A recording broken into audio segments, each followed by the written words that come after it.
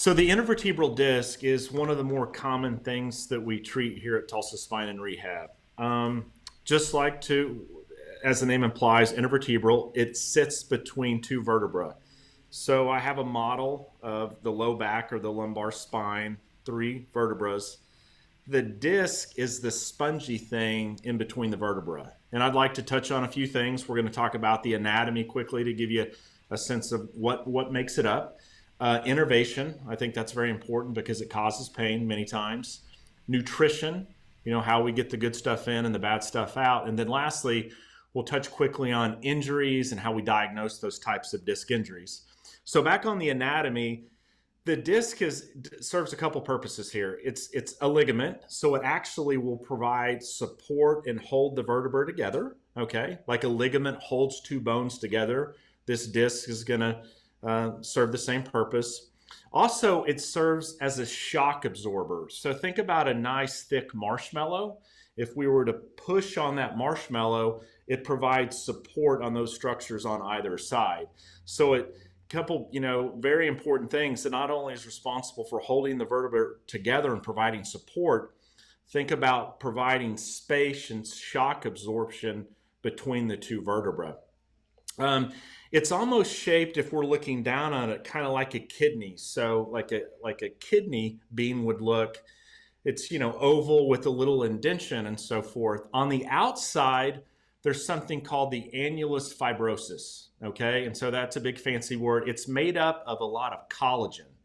So think about collagen. It provides a lot of tensile strength, cartilaginous. It holds everything in the middle. The middle of that disc is called the Nucleus Propulsis, okay? Another big fancy word. So we've got the fibrosis on the outside, very tight tensile strength holding everything in the middle.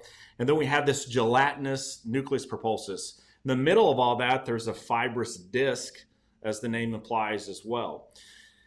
Actually, the disc is made up of about 77% water. So, hydration is so important to the disc, and we'll get into that here in just a minute with nutrition. But essentially, we have these proteins, collagen. We have something else called proteoglycans. It's another protein that actually binds the water within that disc.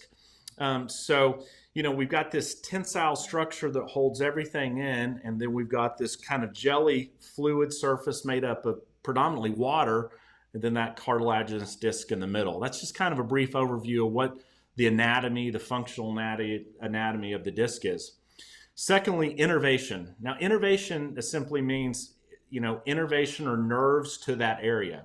Just like I might have innervation to my forearm or my shoulder. If there was an injury, pain signals are going to be sent to my brain, so forth. The same thing goes on with the disc. The disc is highly innervated on the outside. So we talked about that kind of outer ring or so forth. We have a fair amount of innervation or nerves that sit on the outside of that. Unfortunately, many of you may have heard of degenerative disc disease or joint disease.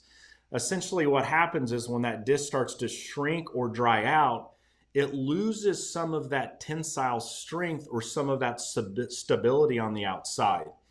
As that happens, those nerves have a tendency to grow to the inside of the annulus fibrosis or the disc, and they get into that jelly substance in the middle. That's why disc injuries can be very, very painful. So obviously it's highly innervated. If there's disruption to those nerves, it's going to create a fair amount of pain. That's why disc injuries, like I said, can be so uncomfortable. Nutrition. So like most of, we get nutrition through our food and what we put in our mouths. The problem with the disc, it's highly avascular. And what that means is there's limited blood supply.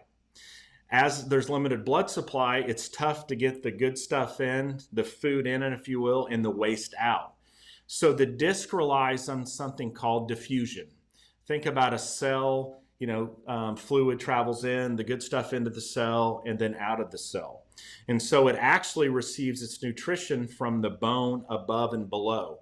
The problem is when we suffer from these degenerative conditions, and the disc, we have something called desiccation. Another fancy word, it means drying out. And so the disc starts to dry out and shrink. it's tough to get the fluid in and the waste out. So that's why as the disc degenerates and so forth and becomes more thin and hard, that process may speed up because it's tough for diffusion to take place. Also, there's something called this diurnal phenomenon, which means when we go to bed at night, everything has a chance to kind of rehydrate, if you will. Okay, so as I lay down and I'm in a non-weight bearing position, that disc that's typically very full of water starts to fill back up. Unfortunately, when I wake up in the morning, I get up, gravity starts to work against me, and I lose a lot of that water throughout the day.